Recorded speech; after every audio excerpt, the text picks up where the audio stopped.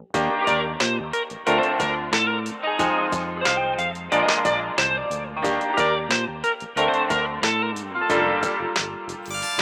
and welcome to episode 15 of the Developers End podcast, where we talk about everything in the games industry but from the eyes of two indie devs. My name is Siavash, aka Rainy, and my co-host is Sydney, aka Fem. Today we're taking a leap at our latest in the games industry, and we've been looking at stuff that's been happening lately, and one thing that caught our eye, and as we do, and it kind of spawned the conversation, which is really kind of the natural progression of how these episodes go, is the latest articles about EA and the Andrew Wilson confirming the company is looking at putting ads into their traditional AAA games. Now, to give a bit of a backstory before we actually get into the meat and potatoes and what we want to talk about, essentially, I'll just kind of go through this article really quickly. They're saying that advertising is an opportunity to give them meaningful drive growth to their IPs and games as a way to make money. And to make it clear, well, Andrew Wilson is kind of known for kind of crazy ideas like this, but to make it clear, this isn't a new idea. Back in 2020, they did this in UFC, and just to get it right, they did this with The Boys, the TV show The Boys, where they would show ads between when you had different rounds between your fight, or there was like a little slow-mo of just what happened or who hit who. Now the issue is it was very poorly received, but also the placement of it was disruptive to the actual game flow itself. It wasn't done gracefully, to say, and it was actually disruptive to the game, and it got a lot of backlash, honestly, rightfully so. And so they're trying to bring it back. And just to go a little bit further back, putting ads in games is not a new thing, even back in 2020, because back in 2004 in Need for Speed Underground, they had ads for real companies around the world. And you could make the argument that this would make the game more immersive because you're seeing real companies that are in real life. But also, at what point is it just, immersion breaking and just kind of hits you with the real life feel? Or did you kind of feel gross for seeing it, The question I have is, at the basis of this, is it wrong to put advertisements in things? Mm-hmm. That's the heart of it, right? And we all kind of know that the answer is no. I mean, radio kind of started it. You pay for ad space. It's how the company makes money so they can continue to provide a free service, which is the radio. That's been around forever. You know, it's the same thing that happened with television. You have free television. But the free word is the important thing here, right? The free word is the important thing, yeah. And now it's being done with YouTube. Mm-hmm. You have a free service, and influencers get outreach from people who are willing to buy ad space, and then they make money. And even from the ad revenue that YouTube generates. So it's not an unknown thing. And even if we look at like product placement in movies and television has been a thing for a really long time too. But there's ads are everywhere. Like even on an international level. Like if you look at sporting events, what's on the front of everybody's soccer jerseys? Yeah. The company. Or all around the field, yeah. All over the field, on their shoulders. One of the biggest football groups in the UK is Manchester United, and they're sponsored by, what is it, some big car brand, Chevy, I think. I don't remember. Ford, somebody. Yeah. So NASCAR, big thing in the United States, the cars are covered in ad space. So ad space inherently isn't bad. And some gamers are saying, some people are very much against it, but some gamers are saying, kind of accepting it as a fact of life, that it's just a natural progression of things. And they're saying that if it's not going to be loudly in your face, blocking the content of the game or interrupting your gameplay, and it's done gracefully and correctly, then it's fine. I mean, they did it in Final Fantasy. That's where we're at. They did it in Final Fantasy 15, I believe, where Cup Noodle is a thing in game. It's one of the food items you can buy. That's great. And it's funny because one of the characters in the game even says a line about it. It gets a little bit cringy or awkward because one of the characters is like, "Oh, did you know cup noodles is made with this, this, and this?" I'm like, "All right, cool, thanks." Okay, yeah, that's don't need that. Stop that. but I'm cool with going to a booth and buying cup noodles. That's fine. But so the thing is like, and as weird as it is, advertising works. Like one of the funniest examples I think is Twilight, the books and movies. Yeah. Stephanie Meyer describes Edward Cullen, the main romance revert, as driving a Volvo. And Volvo sales skyrocketed. Really? Yes. Oh wow. So I mean, it's like Porsche being in Cyberpunk. You know, in Cyberpunk 2077. Or Chevy's being a part of the Transformer movies. Yeah, or a Mustang being the main car and driver. Yeah. So it's really the extent of it and what you define as advertising. And how you do it. And how you do it. And how you do it. Yeah. And so, but I think the real question of it is the difference too is, you know, going back to like Stephanie Meyer, that was just a natural progression that happened. Yeah, there was a choice that the creator made to and it just put happened that to have, brand into the game. Or if you look at football stadiums, like somebody needs to own the stadium. You know, somebody needs to, the team needs to make money outside of just ticket sales. Yeah. Because what happens if you have a crap season, people don't buy tickets? You need somewhere to rely on money, and that's where the sponsors come in to you know, keep everything afloat. And the bigger the sponsor you get, the more money you have, the better your team can be. So it's an economy that all kind of works, and those are established economies. I think within gaming, because it's still kind of a new economy, I think we're still figuring it out, like what's acceptable and what's not, and what can you put in front of people. And I think the one thing that all people can agree on is everybody hates commercials. Yeah. We all hate them, but we know that they're like necessary. But you don't have commercials in the middle of football games. Yeah. Well, I mean, you do, but that's because the in TV between network. Yeah, but like, so for instance, here in the United States, MLS is actually on Apple TV. So there are no during game advertisements. There's no commercial breaks. You get your full, you know, hour, 90-minute game. You have like an ad break in the middle. So from that perspective, there's no commercials, you know, but there's still advertisements. And they're in places that you see, but they don't disrupt or ruin your view of the game. Even seeing Herbalife on, you know, the LA Galaxy jerseys, as much as I hate Herbalife, it's whatever. I'm not paying attention to it. Same thing with NASCAR. It's just decoration on the cars. Who cares? But I think, like with that fighting game you're talking about, if it disrupts the game. That's the thing. I think the main thing, and honestly the stance that we would have on it, is that if it's forced, if it feels forced, if it's disruptive, if it feels... I mean, it's honestly a feel thing. If you feel it's out of place, then that's wrong, and you shouldn't do that. Especially if it's a game that you pay for, then you get extra content like that. But if it is something like you said, the Transformers, or in Driver, the Mustang being the main car, that isn't really inherently even an ad. It's the choice that the creators made because they thought that was a fitting choice to put in the game. Then at that point, it is okay. Because that point, it's more of a partnership. It's more of a partnership than an advertising. That's the difference. These are what we've kind of talked about, are partnerships. Johnny Silverhand having a Porsche. Yeah. If a company sponsors a football stadium, I'm going to keep going back to the football references. I apologize to the non-football people. But if a company chooses to sponsor a football team, that's a partnership.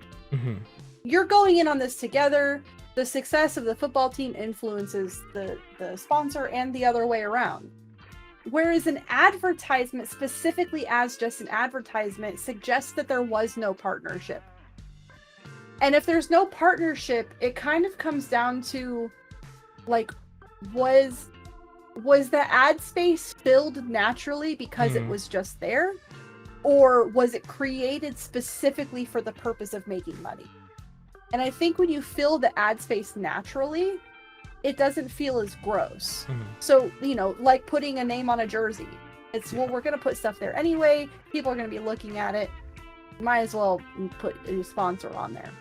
Or like along the edges of the field, they run advertisements constantly. You know, we're going to put something there. It could just be blank, but it's great ad space. Let's, you know, sure. But if in a video game, you're specifically creating a situation solely for the purpose of creating more revenue, it like starts to feel gross. It's like you said with that line, like being a little bit longer than it needed to be, is the difference between, oh hey, let's go get a cup of noodle, and hey, let's get a cup of noodle. Did you know the cup of noodle? Like, it starts to feel like an advertisement, and it stops feeling like it's a natural part of what's happening. I feel like someone's trying to sell me something. Yeah, and nobody likes to be sold stuff. Period. End of story. Yeah. Nobody likes to be convinced to buy something. We want to at least feel like we came to that decision ourselves. Yeah. And so if it's in front of our face, we at least get the chance to ignore it. Or if you're like me and you're very easily influenced by food commercials, you see Chick-fil-A pop up on the football stadium scroll and you go, Chick-fil-A sounds good for dinner tonight. That's good advertising. Yeah. But if a football player stopped at the halftime and ran by the thing is like, hey, Chick-fil-A is awesome, you should go get Chick-fil-A tonight, I'd be like, yeah, that's definitely not what I'm doing tonight, because that feels gross. So I think that's kind of like the does it feel natural, and it feels natural when it's not being forced on you. And I mean, we then kind of follow this conversation by sort of coming to the topic of when it is forced, whose decision is that? And then at what point is it the creator's decision, and then the decision that was made for the business side of it? Because at the end of the day, a game is a product that needs to be sold. So I think that's when we diverged into what is the games industry. Yeah, I think you can feel when it's the creative, because it's done for a purpose. It's like, I think it's not just that one thing that comes out and it's out of place. Yeah, I feel like this talking about this thing is going to lend itself. It's, for instance, Stephanie Meyer choosing to describe Edward Cullen's car as a Volvo. Like, she didn't need to do that. It's not like she wanted a Volvo sponsorship. It was, she felt that specific brand spoke to the character that she was trying to create. So it's like, if we, one of my other favorite ad placement things was, I don't know if you probably never watched it, but there was a TV show on the WB here in the US called Vampire Diaries. Oh my god, have I watched Vampire Diaries? Oh, you Vampire Diaries? I'm ashamed to admit how much Vampire Diaries I've watched as a teen. Do you remember the last half of the series? They started having cell phone advertisements. Oh god, no, I only watched and season 1 and placement. 2 and like 3. Oh, okay, so like once cell phones really came out, why don't you mention that? That's a memory I thought I had time forgotten, but I guess not. Talking about and looking at the cell phone. And it was like when the iPhones were coming out and like, let me call them on my iPhone, whatever. Like, it was a little odd, but it wasn't disgusting. It was just like, I see what you did there. That's cute. But they were on a phone anyway. Like, it wasn't, so it was just kind of like a natural thing. And but that was probably a partnership. It was probably them saying, hey, we want you to like use these specific phones. Or it could have been, hey, we want to use this new technology that's like becoming more popular amongst people, because I think it'll help us tell our story better. Because honestly, it does help the story when you can just make a phone call to somebody. And it's maybe possible that they approach them. So, when the advertising's done well, I feel like most of the time it's probably the creative. Saying, hey, I want it to be this specific car. I think that's going to speak towards the character, or it's going to progress the story a certain way, or maybe this brand has a brand identity that will help you identify like what's happening, with whatever. So like, if we were to put this with SunnySide, Kat, for instance, she's an artist. So if we were to have her be using a specific brand of paints, that could speak towards like what kind of a character she is. Right. And the decisions that she's making. Or, if Gabe, talked about, I don't know, his Carhartt jacket or whatever. It's a very American like brand that's associated with Rangers. So it could make sense. But that's the kind of thing that as a creative, I would then go, okay, I really want to mention this brand. I need to now approach this brand and see how they feel about us putting their stuff in the game, which is actually something that we did And it's how we ended up with our partnership with Epic Gardening. Epic Gardening, yeah. Because I felt like I was talking about a lot of stuff that was also important to them. And I wanted to use similar stuff. And it just made more sense for me to go, hey, can we use your stuff? So that, are you cool with this kind of partnership? And it's not so much that we're trying to advertise it. No. It's just like, hey, here's a shout out to a specific thing. Whereas... And I mean, people do that in games a lot more with influencers these days. When you see certain characters being added to game, I mean, a very good example of it I forgot about that. Yakuza does it with certain influencers where they have characters, or like Dragon's Dogma did that with influencers where they were characters that you could recruit. So those sorts of partnerships. Or there's even like there's a lot of influencers that have like gun skins. Yeah. Or like FaZe games. Clan and all of that stuff in Call of Duty. Yeah, they do. Yeah, I hadn't really thought about that, but that's a good point. And gamers don't hate that. No, not as far as I know. That is a cool thing. And I mean, it doesn't. It's not disruptive to the game. If you're a fan, if you're part of that community, then you're gonna have that extra thing that pushes you to want to go and do it. And I don't really know if there's money like exchanged for it either, especially. I'm sure there has to be. I mean, probably. Yeah. I think the question, money starts being exchanged. But that's a partnership for sure. That's not an advertisement. I want to say. I was to say money starts being exchanged when one person is benefiting more than the other. Right. I see. So if let's say, I don't know, who's the big streamer right now? Mr. Beast, I think, is the biggest one. But XQC so like, let's say pretty massive. Sure, Mr. Beast is the only one I know. So let's say that we as an indie company wanted a bigger audience, and we went to Mr. Beast and said, hey, we want to put you it would never happen, put you in our game.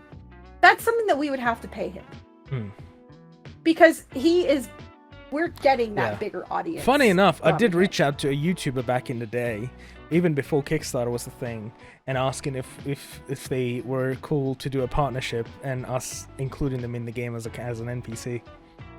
How'd that go? I didn't get an email back. It was Moist critical. Adorable. Yeah. But at the same time, if say Apex Legends went to a teeny tiny little creator and was like, hey, we want to partner with you, which again would never happen. That's something that the creator's going to benefit from. If they're smaller, if they've only got 100 people, they're going to have to pay Apex for that kind of a sponsorship because it's who's benefiting. So it's kind of complicated when you get down to it. But back to what you said about like who makes those decisions.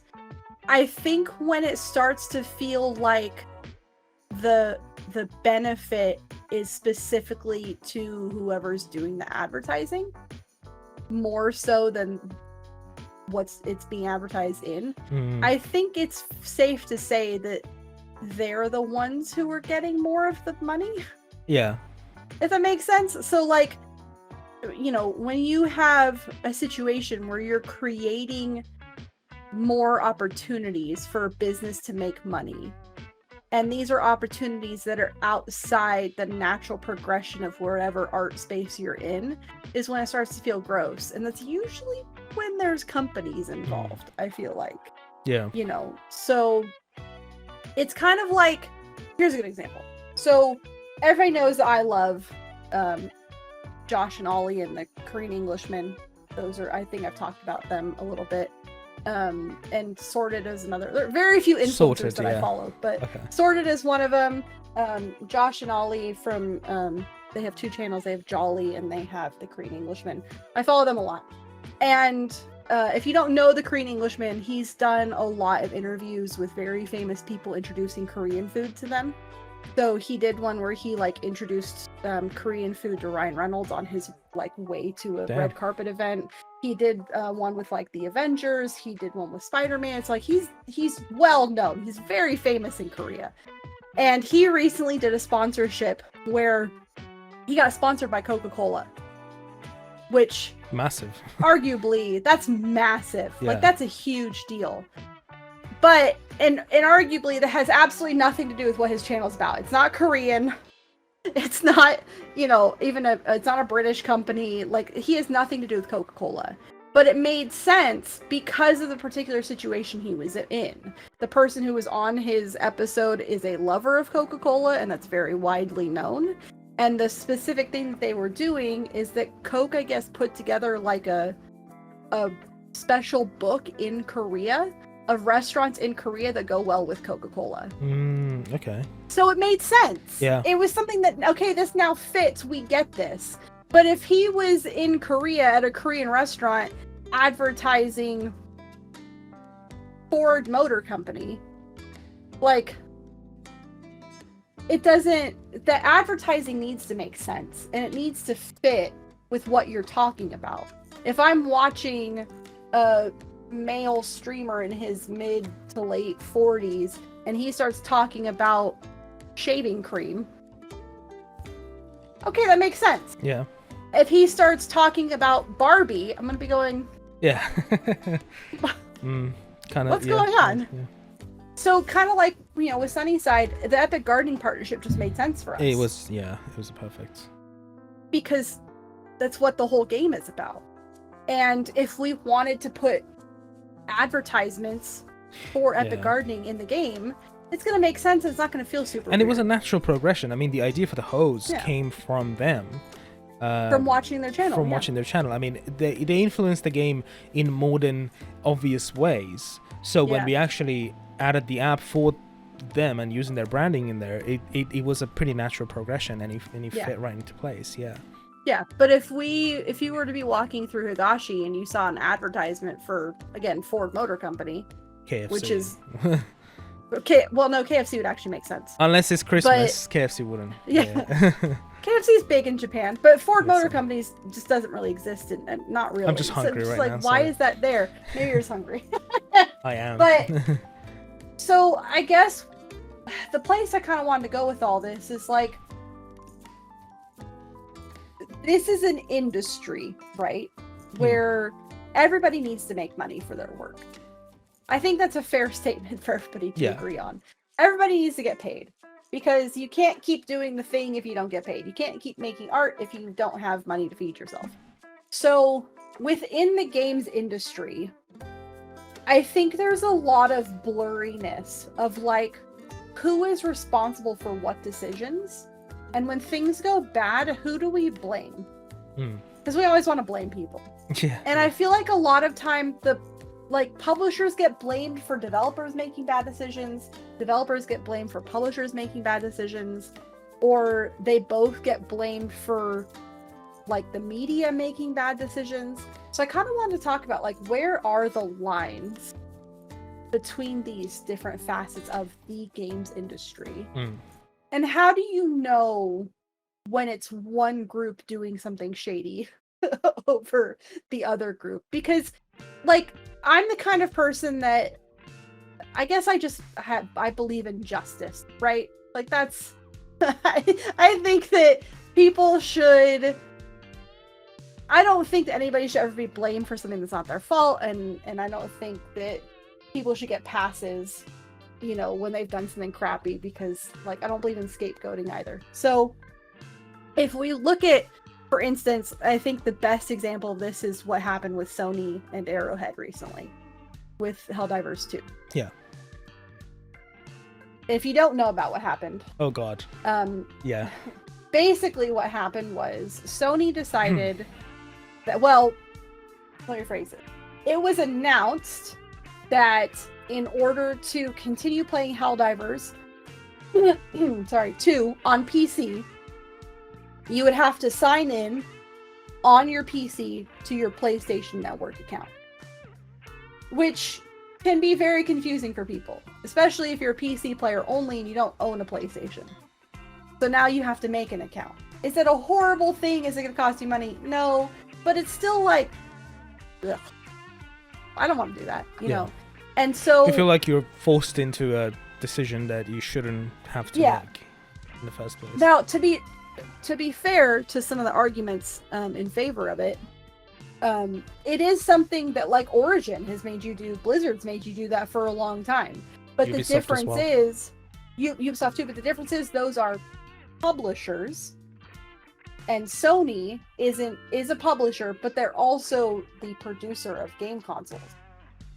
And that's where the line gets a little bit blurry, because where does their game console development arm end and their publishing arm begin? And they also make games, which through studios that they own, not Arrowhead, they don't own Arrowhead, but like others that they own. So where's the line? Like, at what point is it overreach? And whereas I think they felt like it was something that they were doing as a publisher, it was perceived as them doing as a console creator. And that's why I think it felt really gross to people, because it was combining the whole PC console. So, like, who falls into what category, and what happens when you have one company that spans all of the categories? And, like, how gross does that start to feel? So, like, let's start out with, like, the bottom, the games themselves. Who makes games? Right? We're gonna go down to, like, the basics. The basics, yeah. So you have solo developers, guys like Eric Baroni. That's the one I always love to bring up. He's my favorite. So one person made a game by himself. Might have had some outside help, probably hired people, but for the most part, one person. Then you have the small scale independent developers, which would be us. You've got a team of anywhere from 2 to 10 people. Yeah. And smaller budgets. And it's a studio. And they're making the game. But they're independent in that they own their own company. It's owned by themselves or one person within the company or whatever. Then you have large scale independent pub developers, which I think is where people get confused. Larian is a large scale independent developer.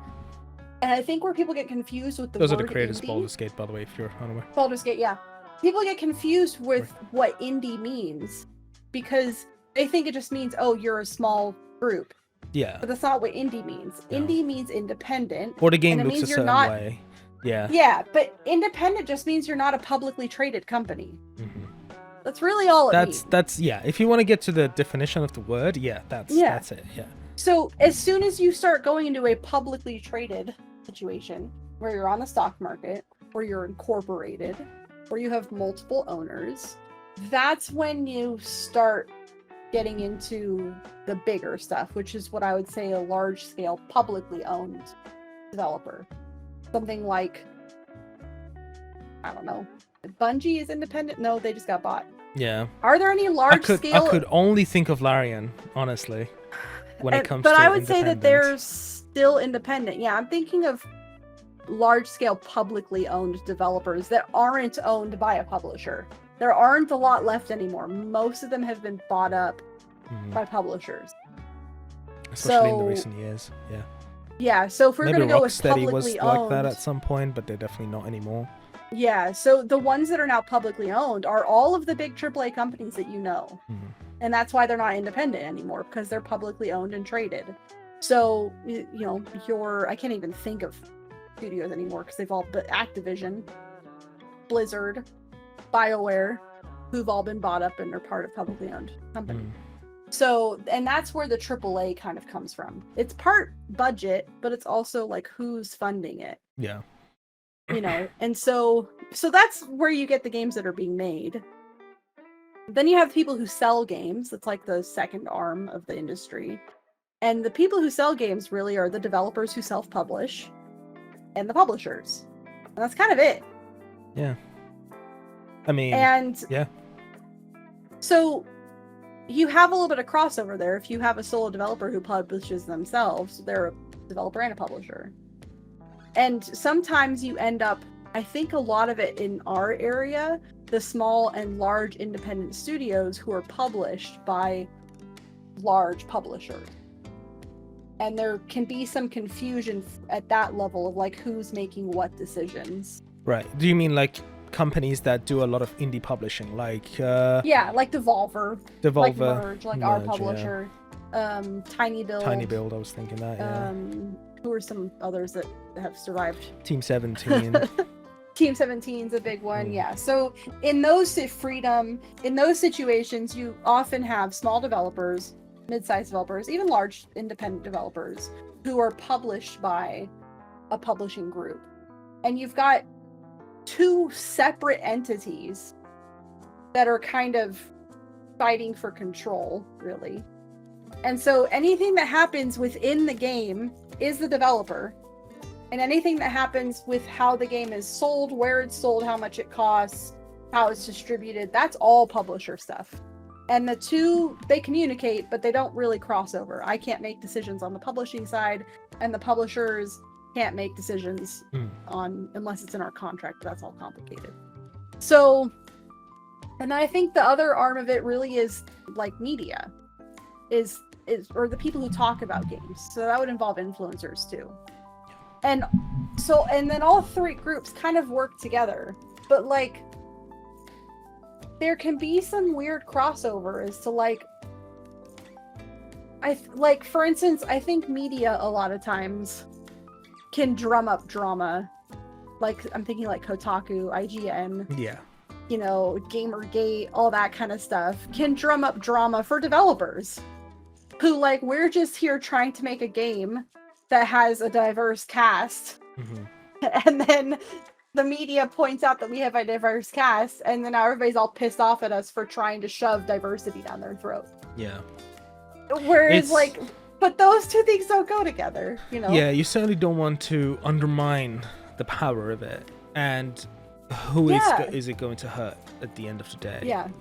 I mean, this is a much larger topic for sure. So it's huge, yeah. We are going to talk about it a little bit more in our extended version of the podcast. But just to wrap up on what we were saying, partnership and advertisements are two very different things. And at the end of the day, putting ads the way that it's been discussed by EA allegedly is gross. And you shouldn't do it. And it's just very much against the heart of this industry. The thing specifically I want to point out is if you're upset about a decision that's happened within a game, I guess I'm begging people, please ask yourself first who might be responsible for that decision. Because if a game company, let's say EA was making a racing game, and the racing game went to EA and was like, hey, we really want these specific cars represented in our game because we feel like it represents, they made that happen. That's cool. But if EA went to them and said, hey, you have to have these specific brands, and we want advertising for them everywhere, and we want Ford logos and this because they're the ones who are going to give us money for it. And it's like, well, how do we know who made what decisions? And like, at what point are we getting angry about stuff? And who do you blame? And like, I don't know. It's complicated. And I have something that I think is a very good thing to discuss about this. And it's an article that came out recently that apparently the decision behind making Suicide Squad a live service game came from Rocksteady and not Warner Brothers. So on that cliffhanger, we are going to discuss this a bit further. I'm going to read the article and I'm going to go through it. Oh, hell yeah. If you would like to check that out, ask the questions. Please feel free to support us on Patreon down below. You can then listen to the extended versions of these bi-weekly episodes that we do on specifically the state of the industry. And you can also please make sure to join our Discord, especially if you follow us on if you support us on Patreon. You get a special role and everything. But thank you so much for listening to us on this non-extended version of the podcast, and we will see you next week on an episode of How to Indie with a special guest, our first guest. So we'll see you then. So excited. Bye.